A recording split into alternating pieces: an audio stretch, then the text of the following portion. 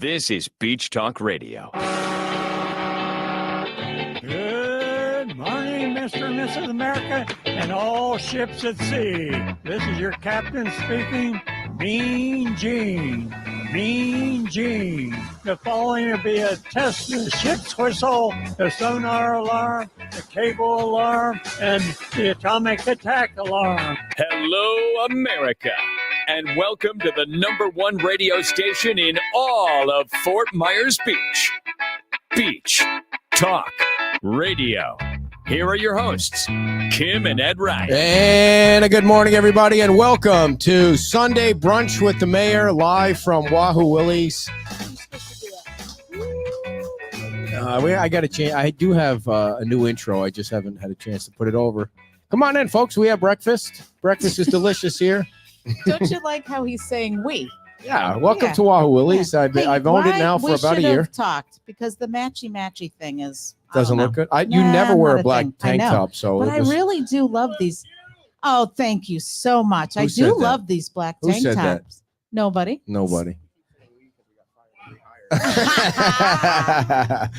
Oh, what a crazy weekend it's been on the beach, and it's nice to be here. We're happy to have the mayor on every Sunday now at 11 o'clock instead of Monday nights remotely. And let's get, unless you want to say something. No, I just want to say that it's really a beautiful day down here on the beach. I mean, this weather, isn't this why everybody comes down here? I mean, it's, phenomenal. Not that I had anything to do with it, but it is beautiful. The bike ride went well this morning. I got to go down. How were you able to do your hair and bike ride in the same day? It's a whole thing. Yeah. It is a whole thing. I thought for sure you'd come with a hat on today and not worry about your hair. Nope. Yeah. I have found places where there's electricity and a little bit of a curling iron. So we had our merch. You made it a big deal. Otherwise, I would just roll out of bed and come. Put a hat on. We sold some merchandise yesterday, and one of the things she said was like, okay, I'm going to bring a steamer because some of these shirts are wrinkled. I'm like, you're going to bring a steamer to our tent, and you're going to stand in the back of the tent and steam some of these shirts. It just takes a How few many shirts seconds. did you steam yesterday? Because there was no power out there. There was power out there, because that was a silly idea. I mean, people can go home and iron a shirt. No, it looks much better. Who's going to buy a shirt that looks like it's been thrown in the back of somebody's truck? Bought a lot of shirts yesterday. Wow. That's all I'm saying. So what were we going to say? What was the other thing? I got to talk to Steve Duello. He was nice, came out, talked about his house and the recovery and how they were going. And he's rebuilding. I have to say, there's a lot every week. There's just more and more houses that are going up. Yep. There's more and more beautiful landscaping to talk about. So awesome. Yeah, a lot more rebuilding going on than ever before, which is nice to see. Oh, I know what I was going to say. Yesterday when we left the show, leaving Fort Myers Beach, you see a long line of traffic again, and that's nice to see. I mean, I'm sure it isn't fun sitting in it, but it's so nice leaving and seeing all that traffic backed up again, because those people are coming down here to spend money, which is a nice thing. And they're coming down to enjoy the beach. Spend money. Yeah. We want them spending money more than they enjoy the beach. All right, let's get to our guest of honor every Sunday here. He is the mayor of Fort Myers Beach, everybody. Just recently re-voted in by his colleagues unanimously. The mayor of Fort Myers Beach, dressed in Vikings purple today, Dan Allers. Move over. Yeah. You got to get a little bit so Dan can get in the picture there. I mean, we could have moved the camera, but he was taking up too much of the other end. So how are you? Yeah. I'm good. How you doing, man? I'm good. Megan and I, we call it Hell Week is over. So it's been a busy week. Yeah, Dan, it's been like the busiest week on this beach since the storm. Yeah, and my brother, thank God my brother and his wife came to town on Wednesday. They come in usually every year for the bike parade and for the Christmas tree festival. And you have a couple brothers, right? I got 6 actually. Yeah. Wow. Holy moly, that's which one is coming? Is it Craig? Oh yeah. He's he comes down usually this time every year. So there's 7 total. 7 of us total, yeah. No sisters. Your mom's name is Doreen? It is, yes. Doreen. She watches the show all the time. Yeah, she was a busy bee. How in the day. How could you wrangle 6?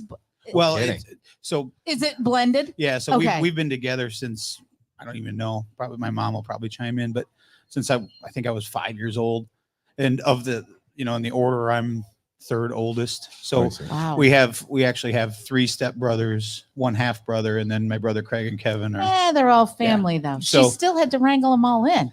Well, You guys are my mom actually. trouble. I think my mom actually got the better end of the deal because she only had the 3 of us, so she never had to get the other 4. But when my brothers and I would go to visit my dad, then they would have all 7. I remember when we were kids, my dad would just, when it was his, if my stepmom had to go to work or something, all 7 of us were in this 2-bedroom apartment in Bloomington, Minnesota. And he's like, well, tonight we're just going to cook cheese. We're just going to have grilled cheese. So he'd go to the store and buy like 5 loaves of bread and then a bunch of those big block Velveeta.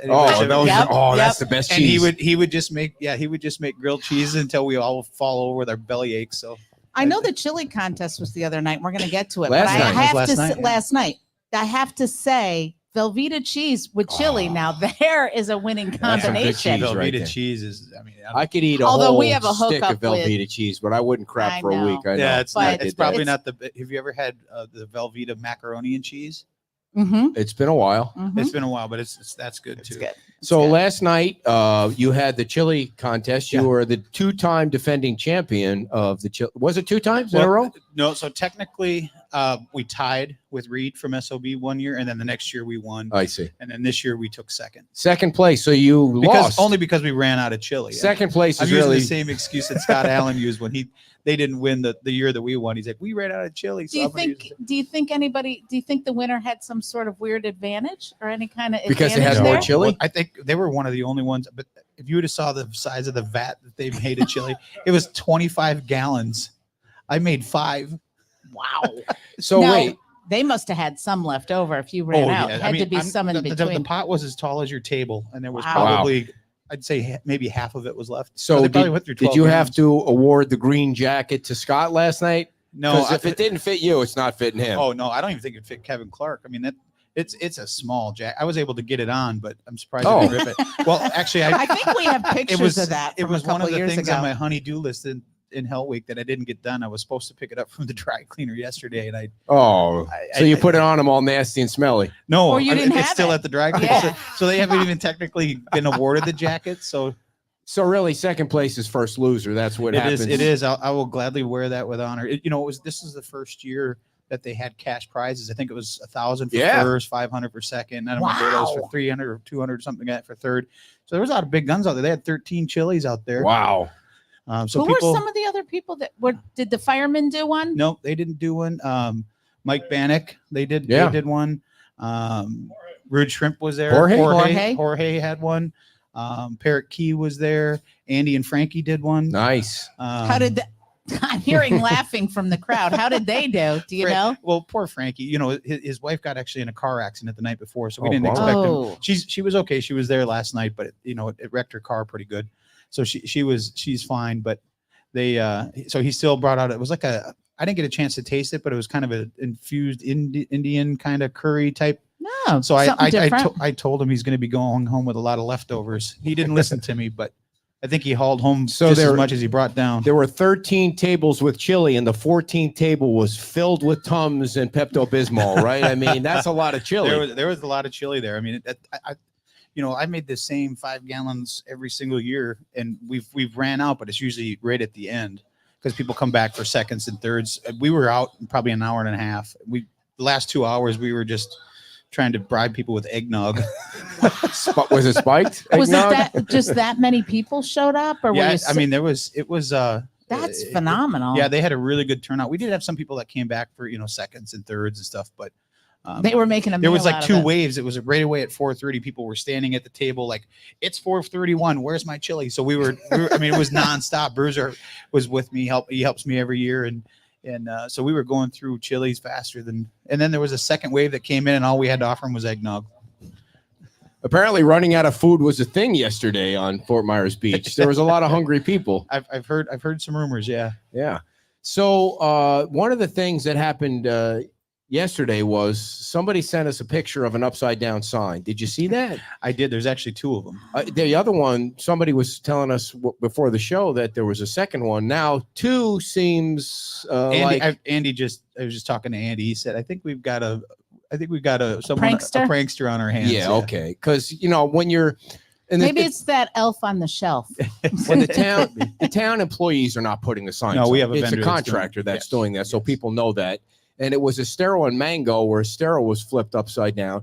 You would think that the employees would say, okay, it looks even, but wait a second, it's flipped upside down. So you think there's somebody out there that's a criminal. Well, yeah. The prankster Is that was really the a word. criminal act to flip It a is. sign? I don't know. It's federal property, right?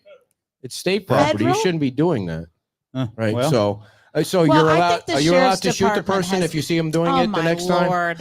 I'm gonna Probably shoot not. you. I mean, come on, cut the crap out. Who wants it? Why are you doing that? Just knock him off the ladder or something, right? Maybe you shouldn't shoot him, but maybe knock him off the ladder.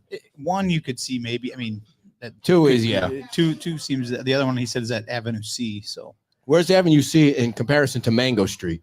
it's just a little further north of Okay. Mango Street. So they're close to the same vicinity. So let me think about this person's life. You have a person that actually has the time to get up on a ladder and flip a sign over. I mean, you have to unscrew the signs. Are I guess they're screwed not together. that. I guess they're not that. Mango is we're tucked away between the just Yes. and then Avenue C is back by where the Sea Gypsy and the beach bar and all that Okay. is back there. But you really have to make an effort to do that if you want to flip those signs over. I mean, Yeah. come on, find I'm something gonna else with to flip do with you your over. life, Just man. I was let it watching him go. do the stop sign out here on Fifth and Crescent, and I mean it's a production. They got 3 guys out there. One is holding the level. 3 people? Oh The yeah, whole- yeah. Wow. It's a whole thing. Somebody before the show showed me a picture of Miramar Street, the dumpster at the end of Miramar Street. And I think it came up at the council meeting on Monday that you said it was going to be taken care of, but she told me today it's still not taken care of. You know Okay. what's going on with that? I'll talk to Andy. I thought because Andy actually is the one that went down and looked at it and said it was going to be taken care of. Okay. So I'll follow up with Andy. All right. If it's not done, it'll get done. Okay. So I just want to make sure whoever was here, I don't know if the person's still here, but it's going to be taken care of. And Yeah, they reached out, I think, to you, and then you forwarded it on to me. And Yep. I told, and Andy went down right away okay. and saw it. And Maybe it was I actually, refilled. I think he actually, well, it could be.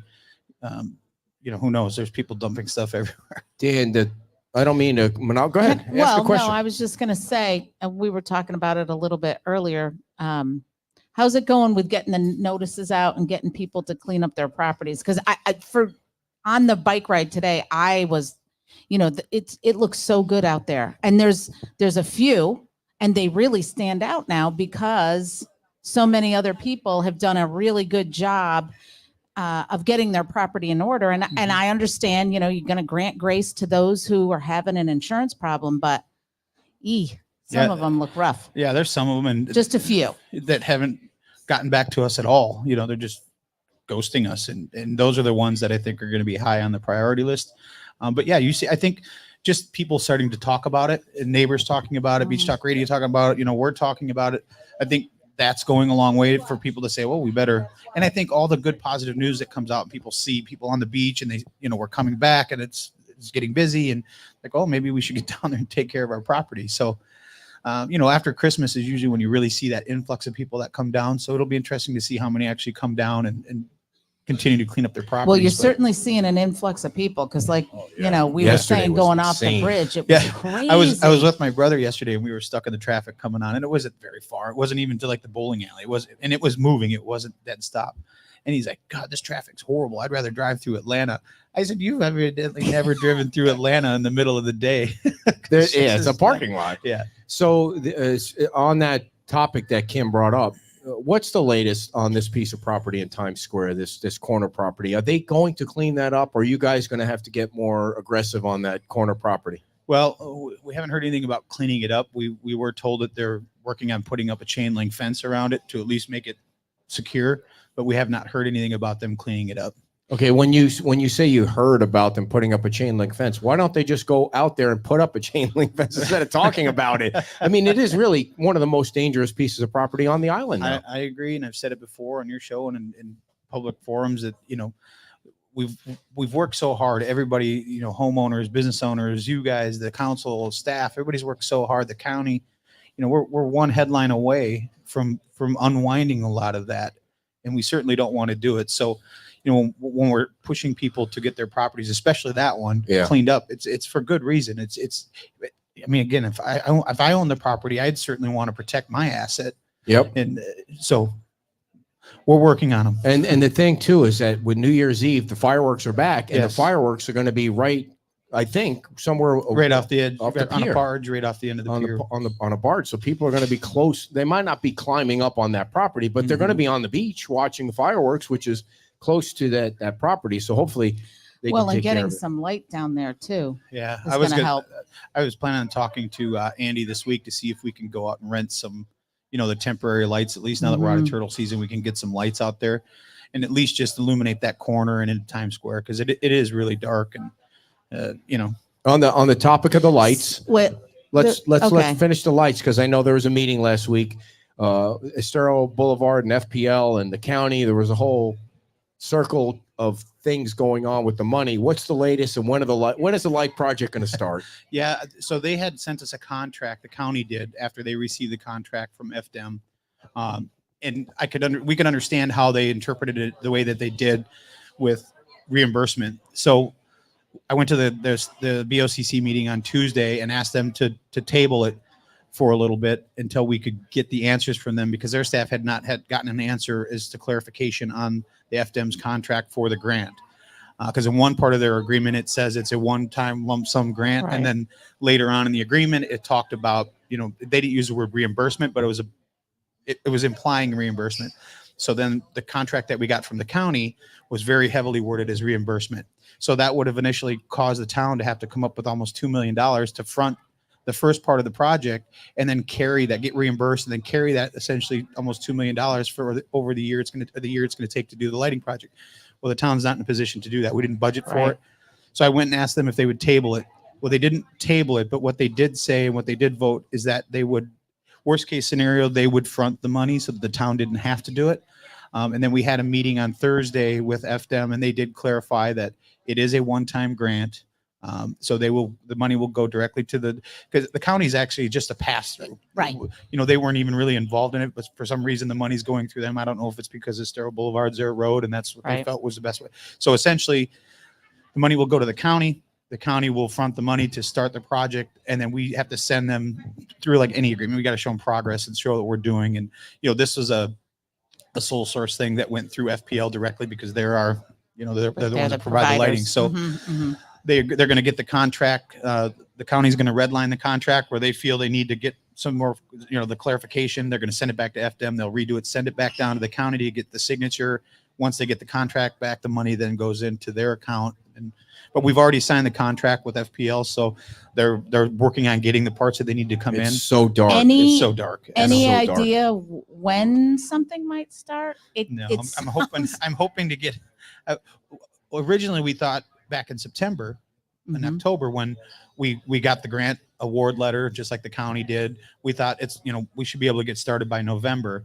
Because of the delayed process with the contracts going back and forth between the state and the county, our goal was to have the Times Square area lit before New Year's Eve. Now, I don't know if that's going to happen. They've told us that they can get temporary lights up, but they haven't received any money yet. So I don't know if they're, most people that don't have money and they're not going to start. But that Lindholm Park, I think the town can.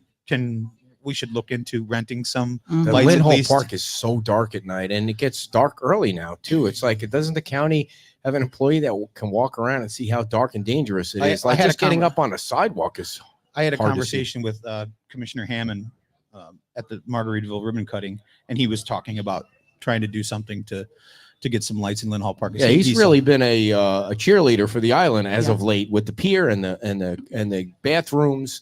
And getting things done. So I mean, it would be nice to have lights. Well, he's been in Florida his entire life, and he and his family always come down to the beach, and they would go to Newton Park all the time. So he loves the beach. Yep. He does. Yeah. Yep. I think all of them do. I think everybody who doesn't love the beach. Yeah. Not just ours, but all the beaches. Why would you live here if you didn't? I haven't seen the baseball player down here very much. So Mike, how far Alva is from here? That's a long right. And he's got apartments to build up there too. So why come down here? So yeah. All right. Moving on. So if anyone has any questions watching from the audience, feel free to ask. No worries at all. I'm going to go back. Go ahead, dear. I don't know. This is I was thinking about, can you remind us how the Times Square, I know it's a long time down the road and they all got to get together and yada, yada, but what about putting the stuff underneath? Like, doesn't don't the bricks have to come up and water's got to go or electric's got to go? Or... Yeah, the infrastructure's got to happen, and that's still one of the things we need to do. There was some grant money that was out there. We don't know if that's still there anymore. There's other grants that we can go for, but until we kind of know what the Times Square property owners want to do, it's hard to put infrastructure in, because before you knew where the waters, where everything was. So I think it's still going to be done, but once we get a better idea of what they're going to do and how they're going to do it, then you can tie into the things. Because remember, there was going to be some underground tie-ins to the gutters, so the water would go, the rain runoff would go right into the sewers, into the system. So I didn't realize it's got to come from them, not come from them, but their plan has to be in place, and then the infrastructure can go in to support it. Yeah, and then they would. And when we had to redo the electrical and all that through there, I don't remember Frankie would have to help me out with that. There's a technical term where they do like this geo underground locate thing. And they find, so they know where everything is under there now. And so nice to see the tram running right behind us. It really is. Really is a cool thing to have. It is. Thank you guys. Thank you for doing this. Yeah. It is such a cool thing. I dropped off a couple Bengal fans. And they're having a rough season. So the thing with the tram too is, it goes to Publix and then it comes back and it doesn't go any further, and people would want it to go further or ask for it to go further. I almost think you would need 2 of those to go all the way. Yeah, maybe like a stop station in the middle, the south end and then the north end. And then there's some cost to it too. I know people have been asking, but the county does that for free. That is free. Yeah, which is cool. Well, and then this, if you're in Publix during a normal season, if you're sitting in an open air trolley at Publix and you're waiting an hour to get back to the north end, sometimes you can almost walk faster. There's no way around it. There's no way. That's right. The only way around the traffic is to get a bike. Yeah. Yep. All right. Before we get to the next question, get your tickets out, everybody. We're going to give away prize package number 2.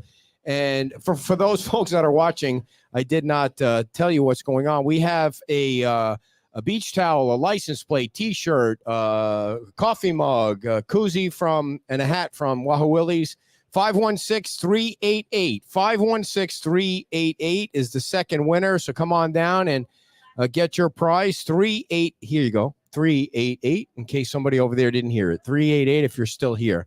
So last night, any idea? Oh, sorry. Any idea how much money they raised? Have they announced that yet? Did they sell all the trees? Are they still available? All the trees went. I don't know what the dollar amount was. I think last I saw there was 5 or 6 that sold for the kind of buy it now price. If you're familiar with eBay. Yeah. I don't know. I think ours was like $600. They all raised some pretty good money. The wine tree from the chamber was like a $1,600 buy now. Do you know if that's wound up selling? I don't know. I think the first one that sold was Anita's, which was really cool. That was the snowman, the glass globes. I didn't see that one. That was really, it was perfect for the beach and, smaller homes. Of course it was. It was Anita. It was done perfectly. And I think that one was $1,000 or something. And it sold the first night. Yeah. I hope to talk to Dawn and Mary to see how much money they raised. And they did post this morning that the 2 guest bartenders that were there last night raised $3,100. Oh, wow. So that was all for charity, not for tips. That all went to cool. the women's Who are the club. guest bartenders? It was Randy, he used at the Cabanas, and then Anthony, who used to be at the last time I saw him was bartending up at I forgot the name of the top floor of the Lani Kai. Okay. Anthony, and then so you had to be a real bartender. It wasn't just no, they were actual bartenders. I see. Yeah. It wasn't like just general people. No, they were hustling pretty good. And I think, I don't remember, 1,000 or 2,000 the first night that they raised as well. So just from that alone, they did pretty well. So one of the things that you guys are starting to try to address at the town council level is the parking, and where and how maybe there's going to be a parking garage somewhere and where it should be. And first of all, do you think you should have a parking committee? Like, you got this crazy goofy Murph committee that should be disbanded, but you have a bunch of other committees that are great. I mean, do you think maybe a parking committee to bring you ideas? Well, I think parking could fall into one of the already existing committees. The parking is difficult because some of the codes that I was talking about that are in there that are against it. Some of the things we can really easily change about putting parking signs in so that everybody, the universal blue sign with the P on it.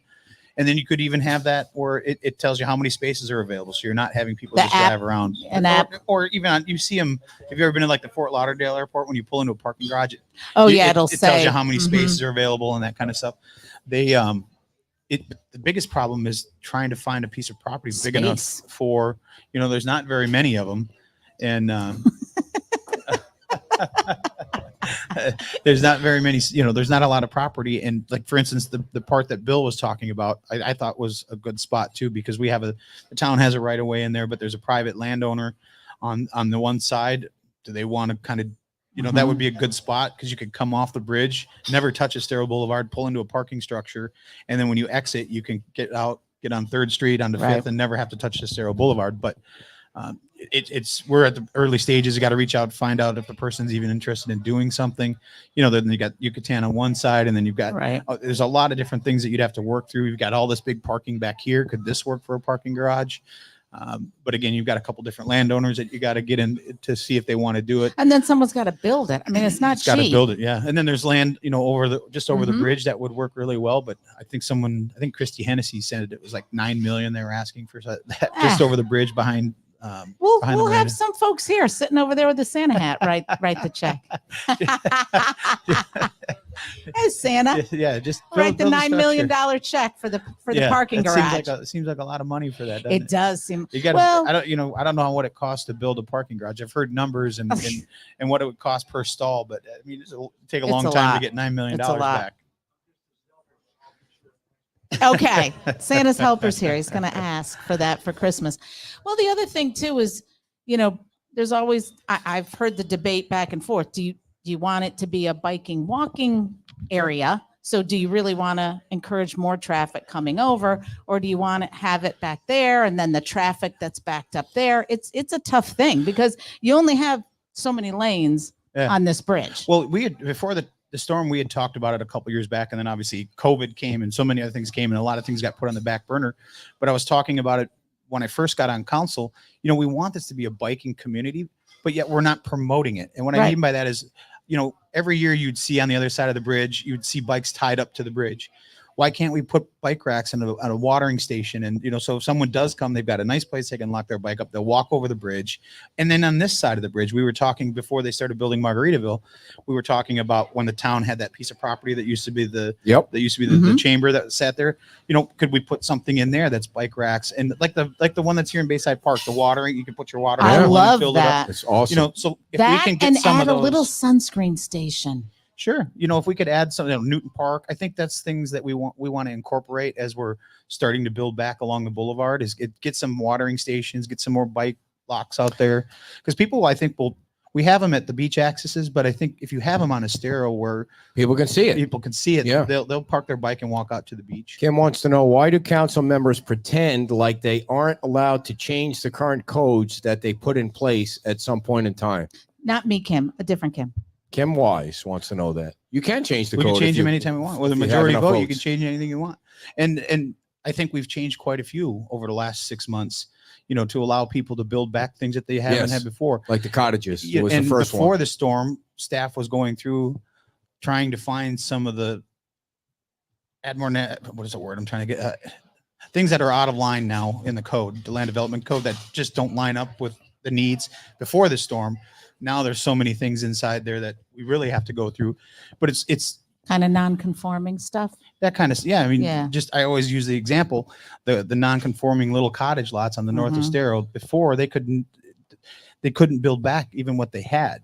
So through the LPA process and through the council, we were able to change it so they could at least build Are back. they going to build back? Well, any they of have those? the option to now. But I mean, have you heard? I haven't Some heard. are, any. yeah. Okay, Yeah, good. some have good, come 'cause through. That'd be cool. Yeah, some are building back exactly what they had. Some are actually going a little bit bigger, a little bit more square footage, and have come Nice. through and did the variance process that they needed to do to be able to get a little bit more.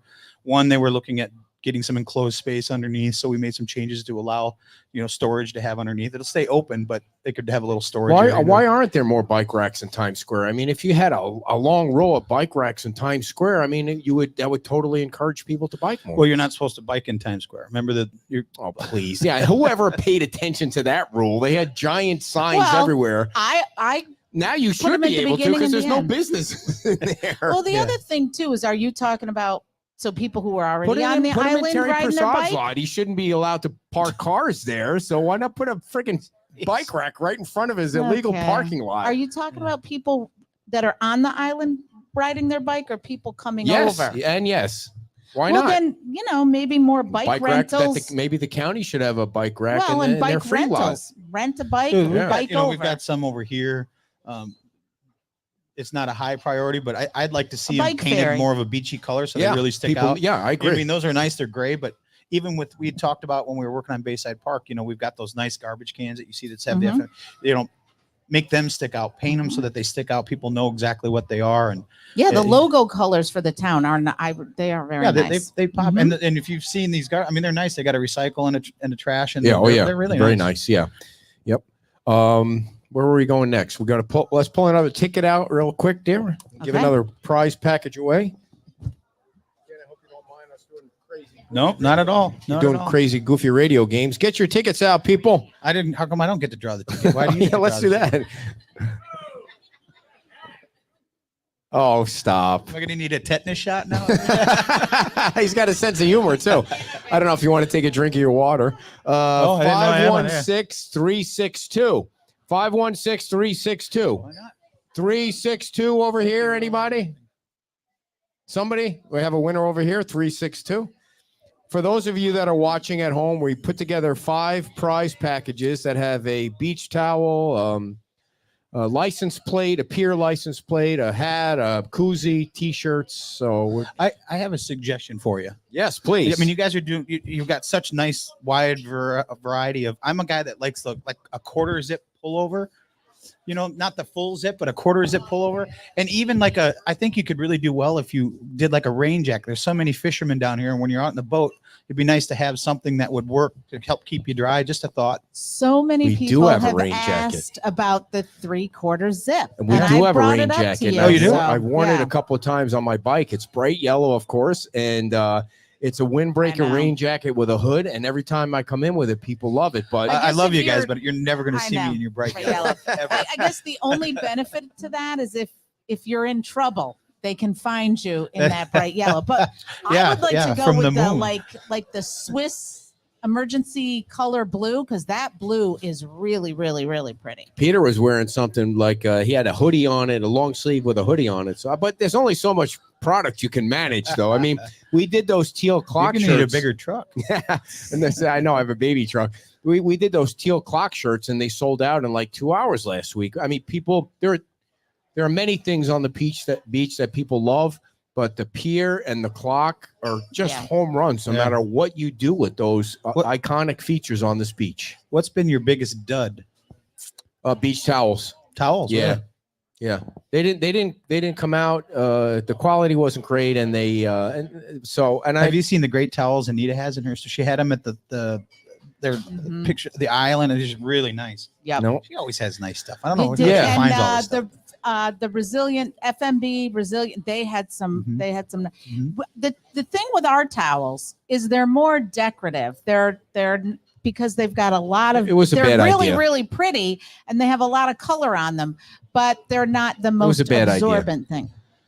And that was one of my the tuna ideas. Skin ones are really nice too. Yeah, they dry out really. The problem I have with them, and it's not just the tuna skin ones. It's that fabric that people use for that. Is it sticks to me? Yes, exactly. It sticks right. But they dry really quick and they fold up really small, especially like microfiber. Yeah. All right, enough about all that. That's not why you're here. So we somebody asked about bumper stickers yesterday, which I was surprised. Can we move on? He's here for a reason, not for that. He's hanging out. So your Vikings played today at 4:30 or 4 o'clock. I mean, every NFL team sucks this year. I mean, everybody's going to be 7-7 by the end of the season, or 8-8. The Niners look pretty good. Yeah, the Niners and the Eagles look good. And don't they play each other? They just did. The Eagles got beat pretty good. Dallas and the Eagles play. Dallas and the Eagles tonight, I think. So that'll be a good game too. You look like your new quarterback there was going to save the team, but then it just went in the crapper after that. So you have nothing to say. I know. Yeah, it started out good, but I've been a lifelong Vikings fan. We all know the drill. It's they either start out crappy and then they get good, or they start out really good and then they go to the toilet. Yeah. So it's a roller coaster. I mean, Dobbs is doing the best he can, but and I know think he's had enough time to they learn. were in the Super Bowl. Oh God. The 70s. Now, when we had Brett Favre that came over, we were one play away against the Saints. That's the year that the Saints got nailed for cheat. We played him in the NFC Championship game, and all Brett Favre had to do was run out of bounds, and we kicked the field goal, win the game to go to the Super Bowl, and he threw it back across the field for an interception. Wow. Which cost us the game. But so that's, if you remember, that's the year that I don't remember. They got the Saints, both the defensive coordinator and Sean Payton got suspended for a year for cheating because they put out a bounty. That. Yeah, they put on a bounty on Brett Favre. What's wrong with a little bounty every now and then? I mean, come on, it's football. It's a violent sport for crying out loud. So in my lifetime that I can remember, they've come close. They've come close twice. We had Randall Cunningham one year. Yeah, he was awesome. 15-1. Oh my Lord. Gary Anderson misses a field. All right, this isn't a football podcast for crying out loud. Let's get back to the issues. What are the issues? One of the issues going on the beach, Dan, is you really do start to see more residential rebuilding than ever before. Do you think that's because now finally the permits are kicking in and the process is exactly the way you want it? Or what's the reason we're seeing so much residential building? Well, I think it's a combination. You don't just, if you're building a house, you got to go through the planning stages. I want a wall here. I want a bathroom there. I want this there.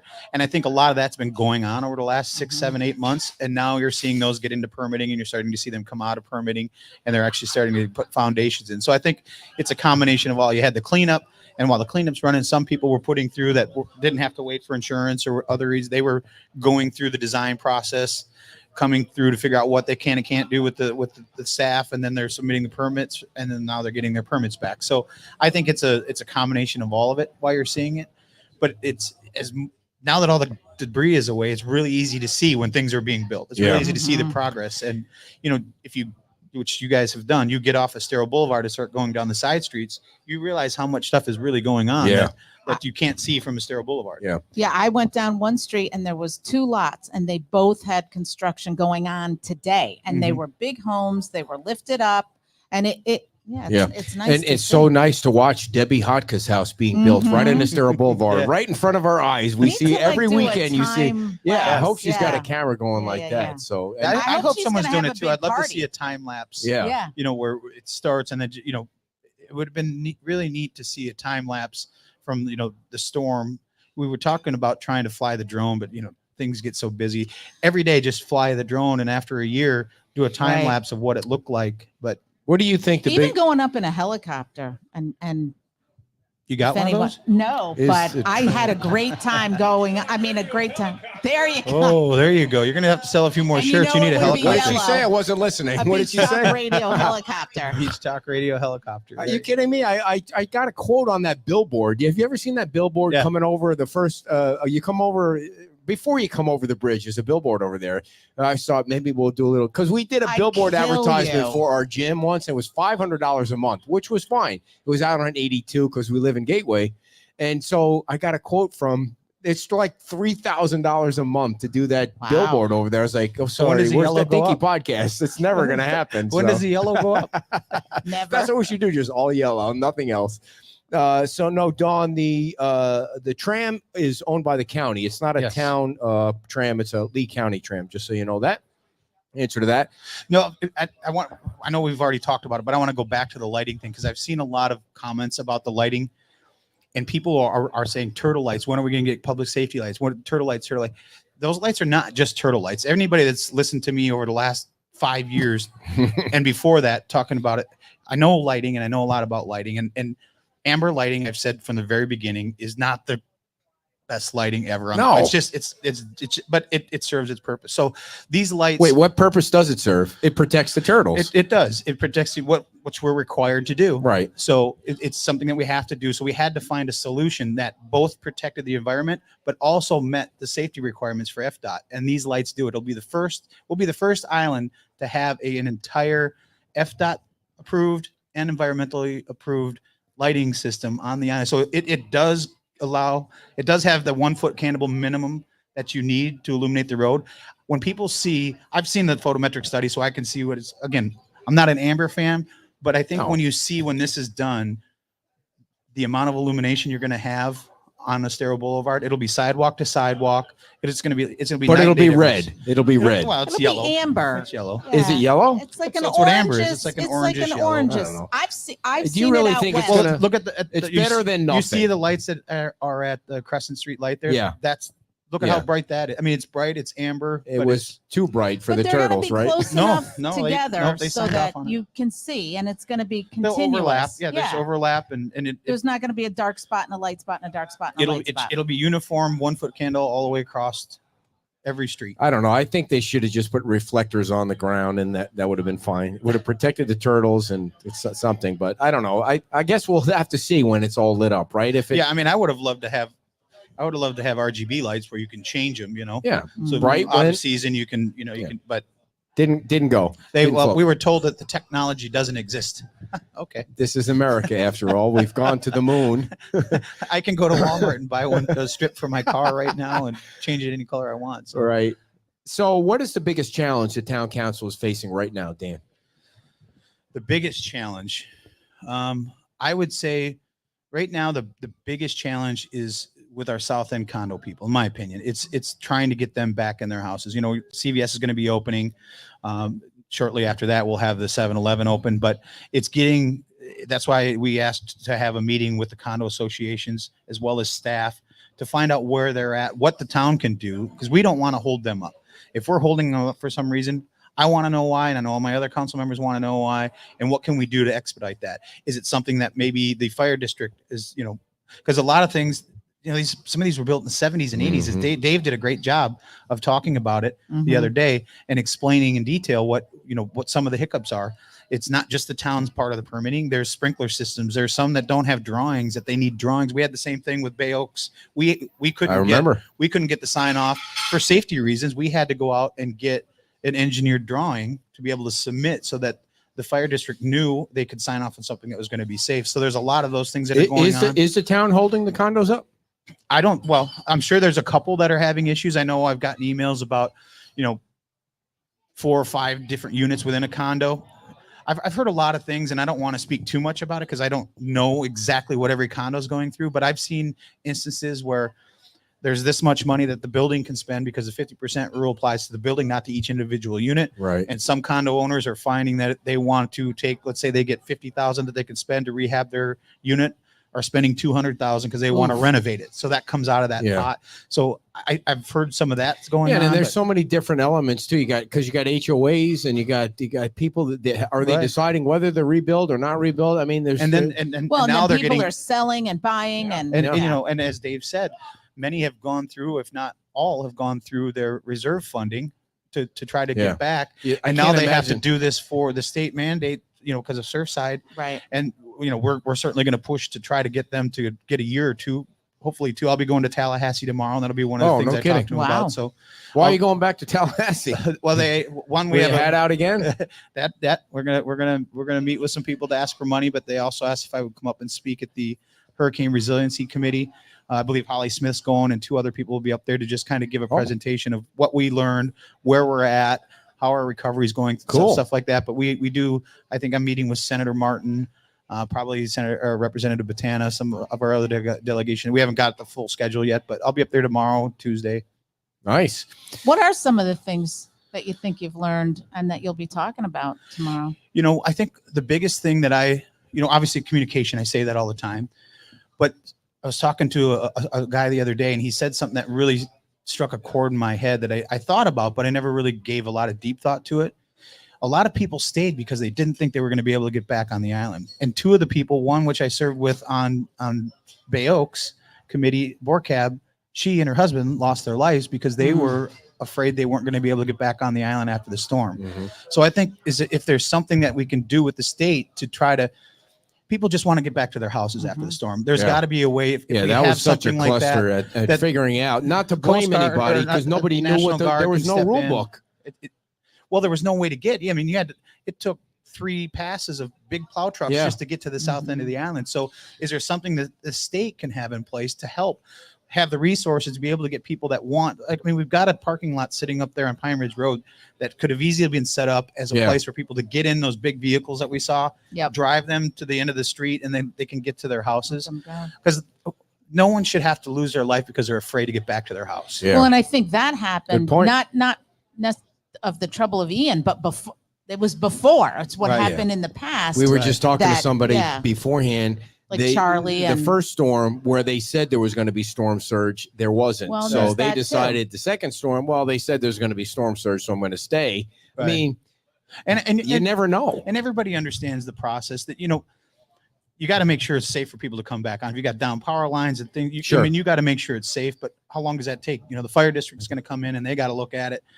Search and rescue's got to come in, but I think that you could do things concurrently.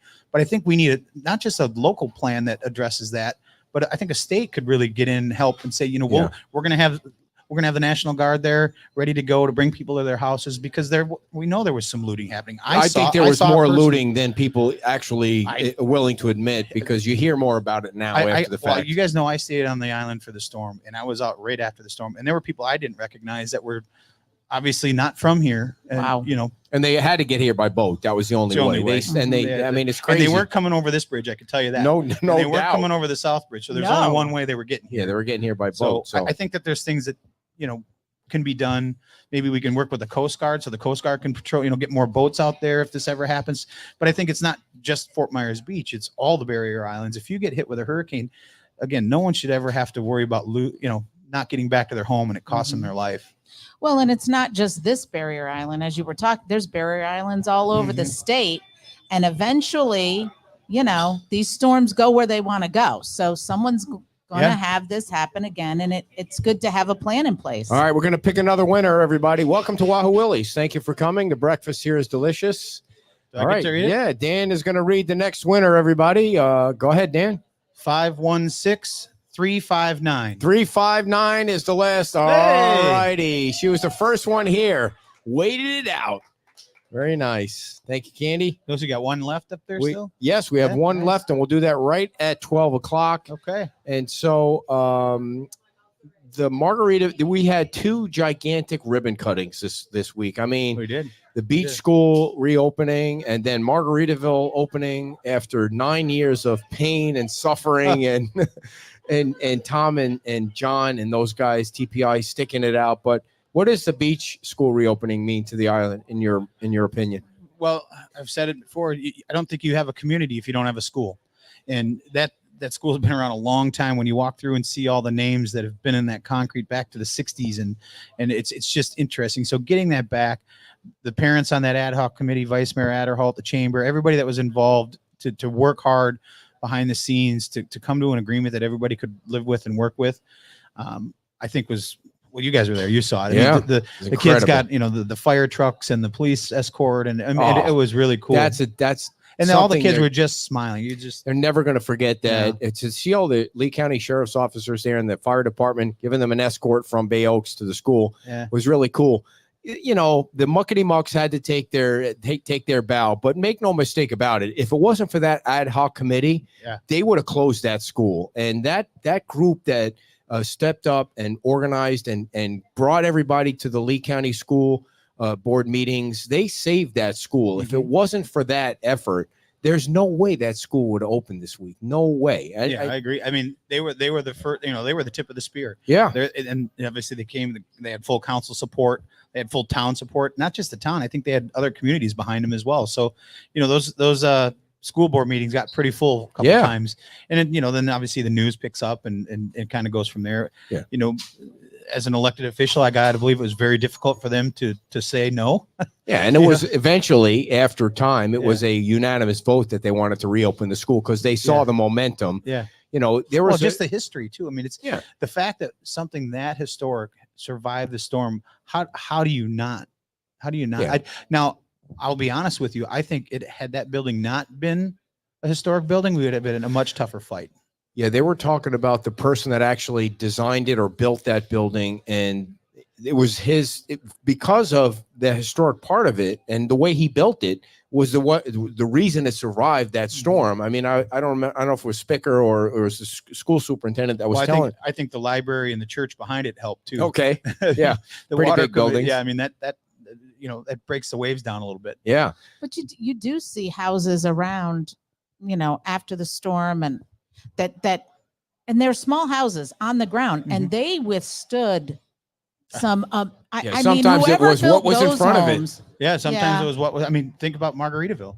If it wasn't for Margaritaville, you could talk to the Kohlers. They'll be the first ones to tell you. If it wasn't for Margaritaville, the lighthouse would have been gone. Yeah. Most Yeah. of the streets, most of the houses on that street would have been gone. I mean, that was a big roadblock. barrier. For the, Yeah, I don't want to rehash that, but the first thing I remember But seeing, but he's going but to. I, real I quick. don't want to. But the I'm first going thing I to. remember seeing, thinking this is going to be a real storm, was the Lee County Sheriff's trailer floating down that road and getting stuck under the bridge. And I thought, oh shit, this is bad. This is going to be bad. I mean, just the stuff you saw floating around was like Well, and power. I think sometimes we were talking about this last night. Some of the comments you see, not so much on our page, but on some of the other pages we go to, and people get negative about certain stuff. And I'm like, it's like they really don't get still how bad this storm was, Right. and the devastation that occurred, Right. and how long it's going to take to come back, and that you need these businesses and you need this revitalization. And it baffles me, because I mean, you don't want to harp on it. You don't necessarily want to go back and visit all those images, but to a certain extent, not the people here and in this area, but outside of here that complain, it's like, folks, Yeah, you don't get it. Pump the brakes. Yeah, You come, really come down don't and walk get down some of these streets.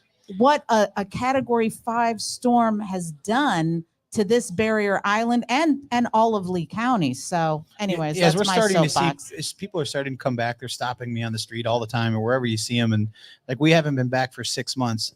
The amount of progress has been made in 6 months, and it's your story after story after story. You know, we were here in February, and now this is our first time back and come over the bridge. We didn't know what to expect. You know, you see things on the news or you see things through social media, but you don't know what to expect. And now when you see it, it's like, last time I was here, there was big piles of debris up on every street. So, you know, it all takes a little bit of time, but it doesn't mean you have to do one thing and then go to the next thing and then go to you. There's so many things that are running concurrently in the background that you're trying to get done.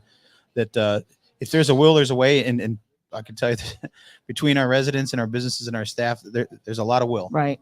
Well, and I think too, there are a lot of people that are coming down now or recently for the first time. And so it's like, well, it doesn't look as bad as I thought. And it's like, well, yeah, because you weren't here Right. Yeah. so long ago. And so, I mean, You know, I think that's really hard. I usually will show those people the picture. Megan actually got a really good picture. I don't know where she got it, but of two of the big semi trucks that were in Bay Oaks with all the debris there. And you could see how much taller the debris was there than the trucks.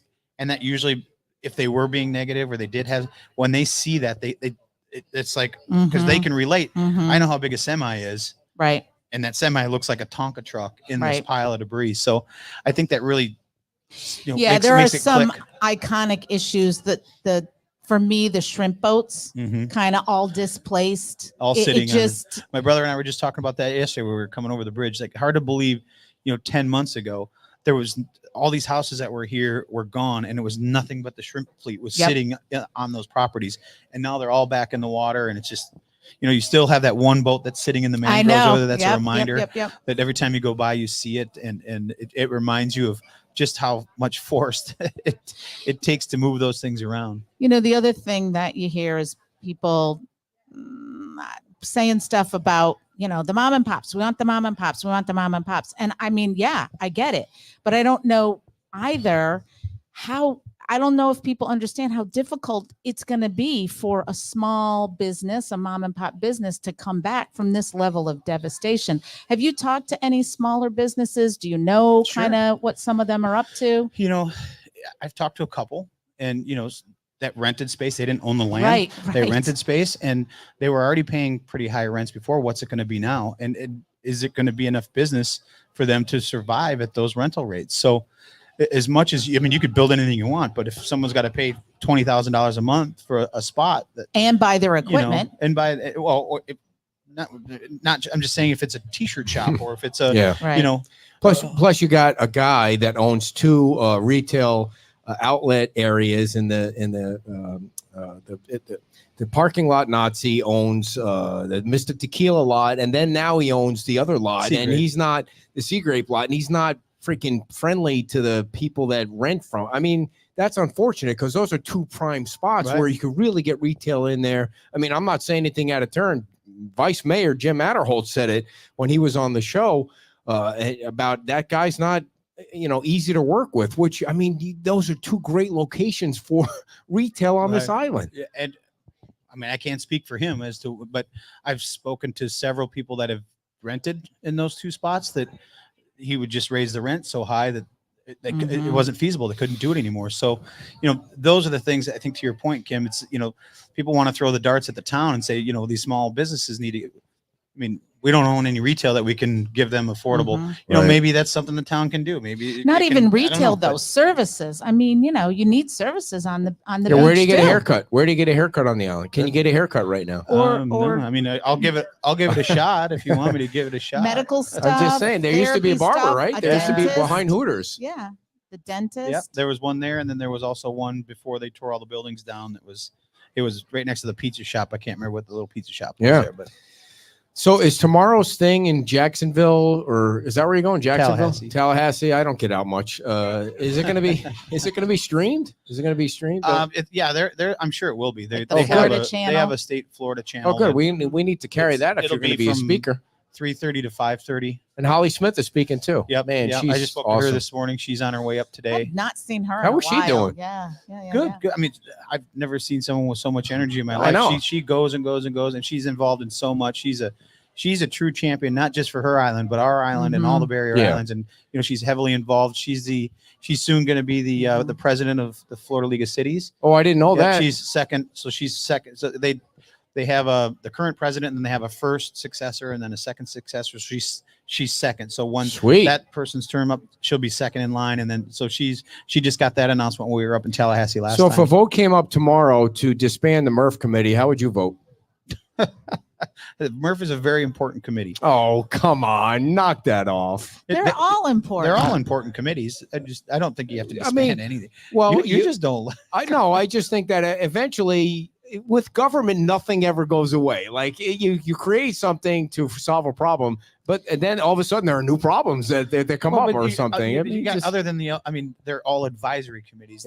Right. Well, the good news is the council ignores that committee. So that's listen, Teletubby, stop being so negative. It's a Sunday. Be nice. I'm sorry. I take it all back. I love the Murph committee. So I forgot what I was not going to get a Christmas card from them anytime soon. That's all right. No, that's all right. And they don't like our yellow shirts, which they make perfectly clear during one of their meetings. So let's do our final drawing, Dan. Now I get before everybody leaves. Way to keep it classy, dear. I can hold a grudge. That's for damn sure. You don't say. Yeah. 516-391. We have 391 in the house. 391. Anybody with 391 before we redraw? Look at you, Pam. You got a whole bunch of stuff. Yeah, you guys stuck it out to the end. They were the last ones to get a ticket. Thank you so much for coming. Yeah. So anything we missed? I mean, we usually have some updates you want to share with people. You want to throw some out there? Now you just made me forget everything I wanted to say. Because I brought up the Murph committee. We're still trying to get Bay Oaks complete. There's some issues that are holding us up that the contractor's got to finish up. So the kids are currently going to Mound House. So they're still have their after school program. So really looking forward to having that open. A lot of people are starting to ask about the gym. They want to get back in and start working out. We do see people ask when can I go back to the gym? Yeah. I've been in there. It's some really nice equipment in there. Oh, cool. It's in the same spot. The bathrooms are going to be updated. It's going to be all new. It's going to be. There's lights. I guess the scoreboard turned on when they turned the power on. The scoreboard has never worked at the field. No, inside. Oh, at the basketball court. I didn't know that. Yeah. So we don't know if the speakers work yet. It'd be nice to be able to, get some speakers in there or get some music in there that you could play. So that's coming along. Obviously the CVS will be opening. Oh yeah. For folks that don't know, CVS opens December 15th, which is next week. So you'll be able to shop somewhere on the south end. Yeah. Which is nice. I believe late February or late January, February. Hopefully we'll have 7-Eleven open. Hopefully the first week of January, we'll have that meeting we'll be able to organize that meeting with the condo associations to be able to allow them to ask questions, online. Cause a lot of them. Once those folks that live in the condos get back, man, this beach is going to be booming with people. I think it'll help everybody. You know, if you talk to a lot of the bar and restaurant owners, I mean, their staffs have been working really hard, and it's good that they're busy, but it'd be nice to have something on the south end for people to help spread things out. And the beach every weekend, you could see every day pretty much now is packed. People are coming. How important, I mean, we've been talking about it way too much, honestly, for the last 2 weeks, but how important was Margaritaville opening for this island? Well, it was huge. And not just for, first, I'm thankful for it finally to open for John and Tom and their families. Yes. I've gotten to know them over the last 6-7 years, and they've become friends, and just to see the toll that they went through and their families was pretty difficult to watch. I don't think people really understand that. That yes, they had to go through COVID just like everybody else, but I think the number one industry that got hit the worst from COVID was the hotel business. For sure. So, they had to go through that, and then obviously the lawsuits, and then the hurricane, and it was nice for them. But on a bigger note, I think it's, the jobs is a big thing. I mean, 350 to 400 people are now back to work that didn't necessarily have jobs their asses off right now in the field that they love. Seeing some of the, I haven't had a chance yet to go have a cocktail in the bars yet, but I know a lot of the faces that are working there. Yes. I recognize their faces. The opening got to see a lot of old faces, a lot of new faces, and I didn't get a chance to hold one of the parrots either. I really wanted to do that, but you don't. The economic impact obviously is going to be huge. The fact that they will be open before January 1st puts them on the tax roll, which will definitely help the town and all of Lee County for that matter. But it's nice for them to be open, and hopefully, to use Tom's word, the cash register starts going the other way now. Yeah.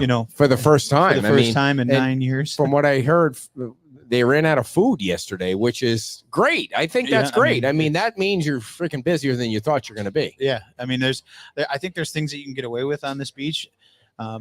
If you run out of beer, that's a problem. That's right. I don't think I heard they ran out of alcohol. No, I don't think so. No, I had heard that yesterday, but I haven't had a chance to talk to the good news is when you run out of food, those people are dispersing. Like people said, they came here right because they ran out of food there, which is great. I mean, it's you really see how that pedestrian overpass works now, because when you drive by there in the afternoon, or you go by there in the afternoon, it's just a line of people going both ways. Yes. That would be crossing on the on the street, by and Crescent there. They would be going, and I think that people are starting to learn now the crosswalk signs. You got to wait for the light to say, please follow the instructions. Well, and there. the other thing is that you can go up and over, like the resort is open to the public. Open to the public. So and there's a gonna bathroom. There's a public restroom up there you pushing can out use. there, So, but it's neat to see. It's like you've seen the documentary about, maybe you haven't, but Animal Planet. You see like the ant families. It's like all these people just in line, like ants, just going back and forth from one place to the other, and then you'll see them come down, and then they're heading towards Times Square area. So, I mean, I have not honestly in this whole process talked to one business owner around that is not excited for that, because they know, that's going to bring people down. Yeah. As you know, I am a connoisseur of bathrooms, and they have some clean bathrooms over there, which is really nice, and soft toilet paper. There's nothing better than having soft toilet paper. Yeah.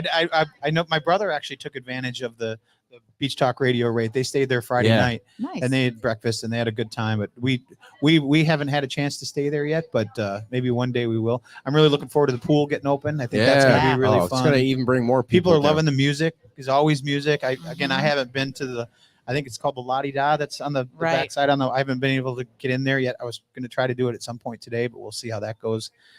Such a nice day. Yeah. All right, Dan. Well, we'll let you roll. Thank you for coming out on Sunday. Big hand for the mayor of Fort Myers Beach, everybody. Dan Allers. Good luck in Tallahassee. Maybe you should take one of our shirts and give it to them up there. Yeah, give it to Anna Botana. Then again, don't give it to him, because he'll try and stop. Convert us to Bonita Springs or something.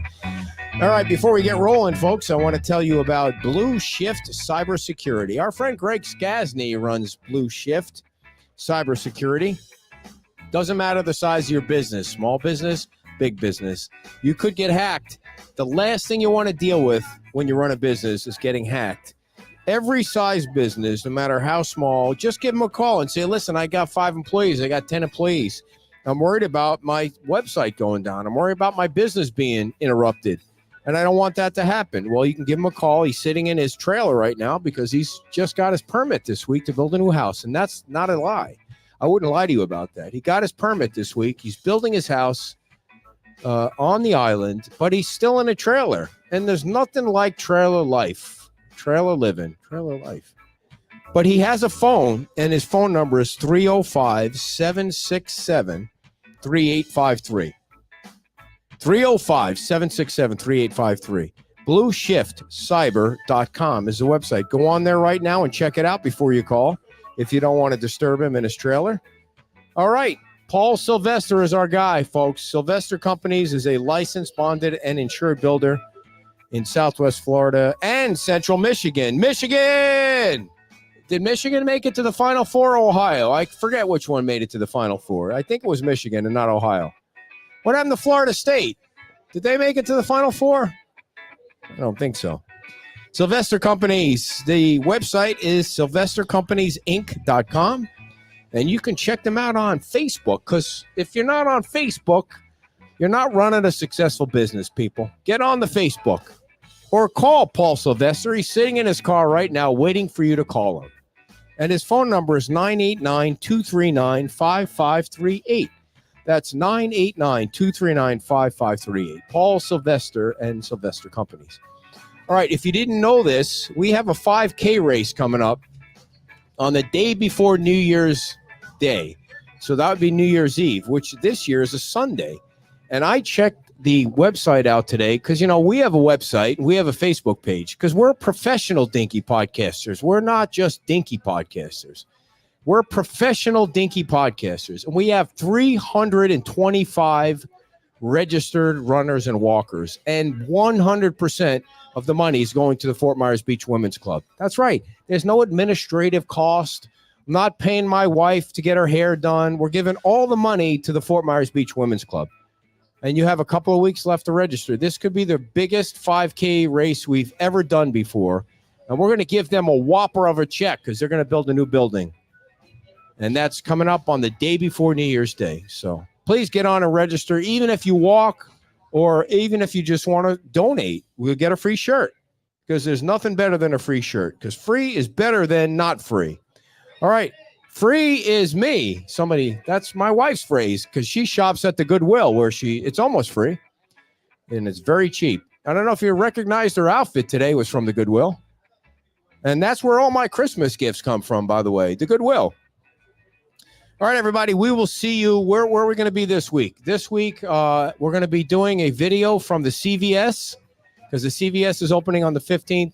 And then we'll be back at Margaritaville for Ellie Bunting from the Historical Society is going to be our guest on Saturday. Her new book is out. She's going to be signing books, and all the money is going to go to rebuild the Historical Society. So thank you very much.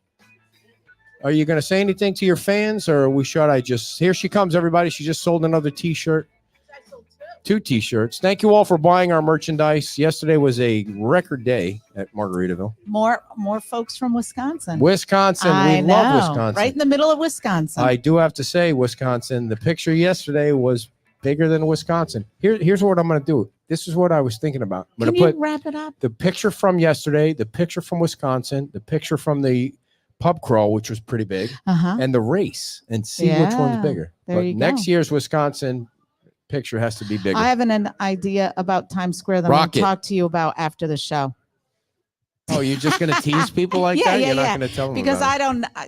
All right. You know, I don't like to say something silly. So. All right. Thank you all for tuning in. Thanks to the mayor for coming down on Sundays, and we will see you around the corner.